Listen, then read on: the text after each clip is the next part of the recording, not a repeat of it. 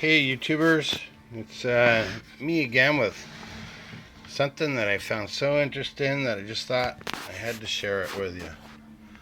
So one of the things I like to do is repair small engines, 2-stroke, 4-stroke, whatever. You can see like I got a bunch of mowers and stuff over here, chainsaws. It's a lot of fun. So anyways, I happen to have two of these Sears Craftsman weed whackers. I had one that I just like hang on to for parts, and this guy happens to bring me another one, right? So he says like it runs and then it dies, runs and then it dies. So everybody that works on these things knows that, well, that's a carburetor issue. So like a piece of cake, no problem. Like you just take and pull out a new kit or whatever, rebuild it, and he'll be on his merry way. But the purpose of this video is to show you that, you know what, it's a symptomatic problem that keeps happening with this particular brand of weed whacker. So if you work on these things, you probably understand this is definitely for the more advanced DIY mechanics and stuff. And if you happen to be troubleshooting this exact model, the Craftsman weed whacker. So anyways, what happened is like I go through the carburetor, I need a little bit of adjustment on the meter and valve, and put a new diaphragm in. The part on the pump side of the carburetor looked fine and everything. Bring it out. I set the jets initially at 1.5 turns, and it starts right up. And so like, all right, no problem. But let it warm up. Went through the whole, startup period and everything. Choked it, and then half choked, and then was running it. And I could never get it to get to that real high scream, when you go and thin out the high jet.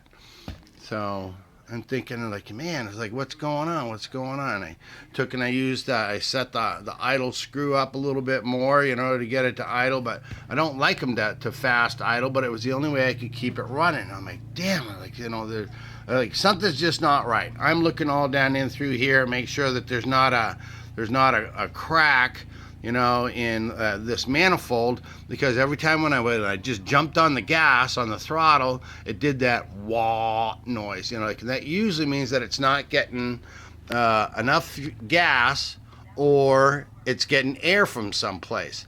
And although it sounds like it's the same, it's not the same. Okay, so like I had the jets all backed out, I don't know, 2.5, almost 3 turns, and it was high idling, and if I went slowly I could get that high rev, still not as much as I wanted.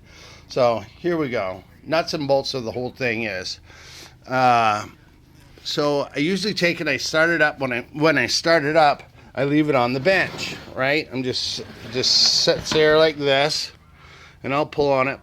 Well, after a while, like my arm was getting tired, so I took it off and I held it in my left hand like this, and then I was pull starting it, and lo and behold, let me see if I can get that to show up really well. This little piece of plastic drops out. Sorry guys, this is just a crappy old cell phone.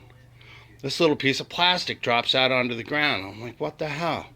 So I go back and I go looking for it, and right in here, this cover goes right inside of there.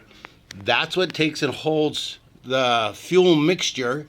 Once it gets sucked up through the carburetor and everything, then it goes down inside the crankcase, the piston goes down, and then forces the mixture up through one of the intake port, the side port. Well, that made sense to me. Like, next thing you know, I'm looking around, I'm looking at this thing right here, and that the wear pattern on it is circular. And I was like, that can only be one thing. And sure as anything, the pin that connects the piston, the connecting rod, to that crankshaft in there This thing had worked its way out and was running around the inside of the cover. This is what the cover looks like from the inside.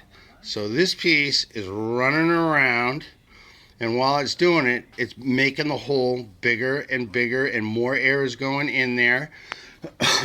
And that's why I couldn't get the mixture correct just by making all the adjustments on the carburetor. It was changing all the time. So that was a problem. And I'm like, oh man, so like I think I can take care of that. So I took this and I put it in, and I tried to peen over the sides to get it so that it'll stick on the crankshaft, and then there's roller bearings on the connecting rod. So I'm thinking, all right, that's not going to be too bad. Like that, it's going to work out temporarily. Just tell the guy, hey, it's a freebie, and just like run it until it drops. So then I go and I look at zombie number 2 over here, which is the exact same model and everything. I'm like, well, beautiful. You know, you got 2 junky ones, so like maybe you can make 1 out of 2. So I go, and this is the piece that I need. I need this cover plate to go and seal up that crankcase so that it's going to work, right? I know you mechanics out there, you're following along with this. So that's the piece that I needed to make it run and give it back to the guy. Well, look at this. I open it up and I look. The same thing has happened to this one. So there's the crack. So, but yet, that's why that one over there had stopped running. But when you look at it from the inside, because it's all darkened, you'd never see it. You wouldn't even know. So it's something that you would have to go looking for in order to say, well, there's your problem right there. So out of the 2 that have ended up down to the mechanic, it happened once. There's that one. And you can see this one here. I don't know if when it heats up, that's what makes it come out, but this right here, I can't really get a very good angle on it. You can see that it's already starting to come out. It did the same thing. So maybe when it cools off, it goes back, or it tightens up, because I'm sure it's just pressed in there on that crankshaft. But hey, if you got a Craftsman, it's like it runs, but then it doesn't run, and because that's what this was doing.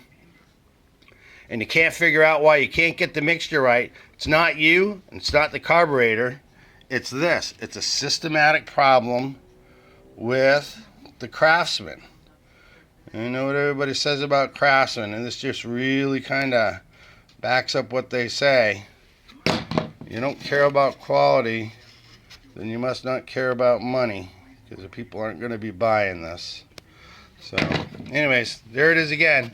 It is the Craftsman Incredible something, whatever. Unbelievable starting ease. Ha!